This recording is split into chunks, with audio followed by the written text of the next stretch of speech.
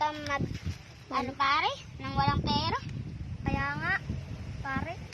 Tara, mangutang tayo kay Aling Nena. Sige. Huwag natin itong ibigay sa kanya. Ilagay natin dito. Sige, patangan mo natin. Lalalala, sana alam mangutang ngayon. Aling Nena, pautang ka. Wala ka kasi ng pera.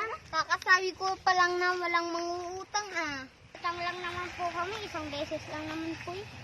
Isang beses. Wala, narinig ko na yung mga ganyan.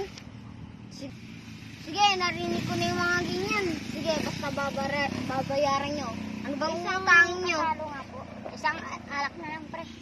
Kasalo na lang. Ay, hindi masarap yan, boy. Magkaalak tayo para malasing tayo. Ano bang gusto nyo? Alak or kasalo? Hoy, isa na lang. Tahati na kayo dyan. Di nyo ba nakita yung sulat dito? Bawal utang. Wala naman po nakasulat. Ha? Ano ba kayo? Tignan nga natin. Lumabas tayo. Wala naman po.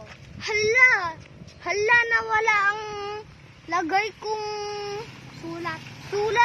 Nata po, magbabayad din po kami. Ha, ano? Magbabayad parang isang pisong candy nga, hindi nyo mabayaran eh. Sige pa, Tas ang rami mo pang kinuwang pagkain sa tindahan ko. Sige po, aalis na po kami. Parang walang problema. Hoy, bayaran yung utang ko. Hoy, bayaran nyo yung utang ko.